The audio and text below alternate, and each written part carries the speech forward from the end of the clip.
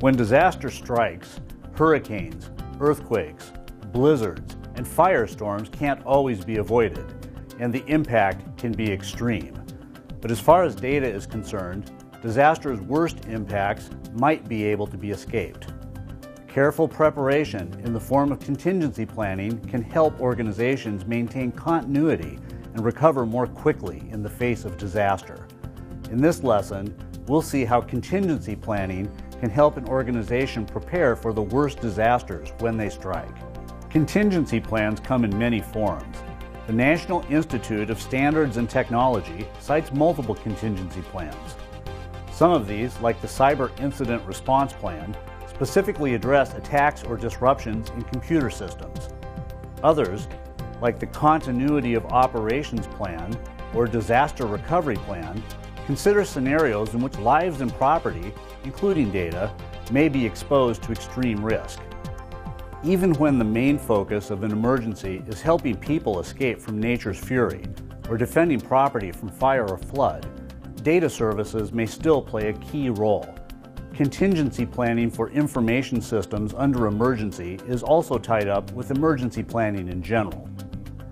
The first step in preparing for future emergency is for an organization's leaders to formally commit to the need for contingency planning. A policy statement adopted by a board of directors or an executive leader can get the process started.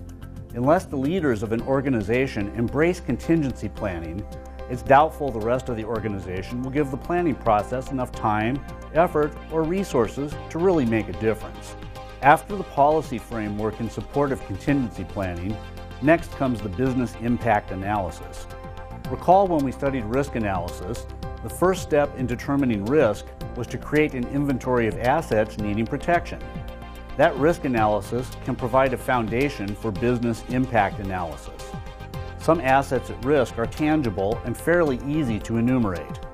Such tangible assets include cash, equipment, buildings, and people, physical items that might be threatened in disastrous situations. But business impact analysis needs to go even deeper. Business impact analysis also needs to consider what it takes to keep critical business processes in working order. For example, what would happen if an airline data processing center was cut off from communications by compromising or destruction of a vital network link? The impact of such an incident is obvious. The fact is, outages like this have happened several times in recent years. In each of these incidents, airlines were cut off from their reservation systems by accidents like breaks in fiber optic cables. Flights were grounded and passengers were stranded due to network outages involving numerous cities and states. Losses counted in the millions of dollars. In these situations, services were restored after a few hours. But in other cases, businesses have been driven to bankruptcy through loss of critical data systems. For business impact analysis, it's vital to prioritize data systems and to recognize which systems must be up and running for the business itself to survive. In case of emergency, it is imperative these systems have priority and are restored quickly. Of course, as the saying goes, prevention is better than cure. Throughout this course, we have considered many preventative controls. All of these are helpful for reducing the risk of negative impacts on data systems. For data security, experts and theorists often mention three essential goals. These are confidentiality, integrity, and availability. Confidentiality and integrity are assured through technologies like encryption and strong authentication. Availability is a bit different. Availability speaks to the need to get access to data whenever it's needed. Data may be kept secret and in perfect condition, but if it can't be accessed, the results can still be catastrophic. For example, in the recent airline network outages I mentioned earlier, reservations in the data centers were not stolen or altered, they were just unavailable. That by itself was enough to ground the planes. Because of incidents like these, where loss of access leads to loss of business, data availability is a key element in information security. As with confidentiality and integrity, preventative controls must also assure availability. The most common strategy to preserve data availability is called redundancy. In a fully redundant system, all system components are backed up or duplicated at least once. The more redundant a system is, the more likely data stored within that system will be available. When it comes to planning for the very worst scenarios, such as Category 5 hurricanes, massive earthquakes, devastating ice storms, or volcanic eruptions, the best way to create redundancy is to have complete copies of everything ready to restore service from a different data center thousands of miles away. Sometimes hurricanes hit Florida, and earthquakes frequently strike California. But these two types of disasters do not often strike on the very same day. Having a duplicate, redundant data center in one state, backing up a similar data center in the other state, gives a higher degree of confidence when on the day disaster strikes, businesses will still be in operation.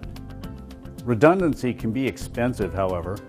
Having exact copies of everything is the most expensive possible approach. As in all phases of information security, cost-benefit analysis is needed to determine the best strategy for any given situation. For data center backups, 3 different strategies are possible. One plan is called hot site, another is called warm site, a third is called cold site. Under a hot site redundancy plan, fully functioning versions of everything are up and running all the time in 2 or more geographically dispersed locations.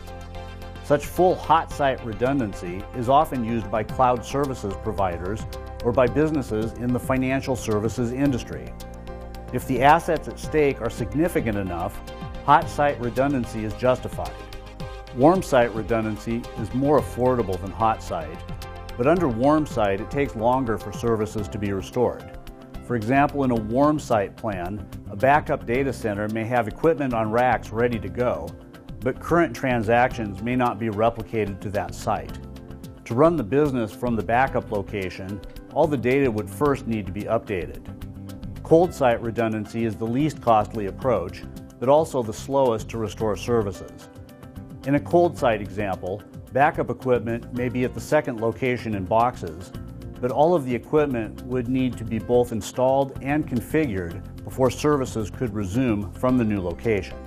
No matter what the redundancy strategy is, quick restoration of services in the event of an emergency requires forethought and preparation. Each person involved in the recovery process needs to be identified in advance. Roles must be assigned. Procedures must be detailed and documented. Redundancy must extend to people as well.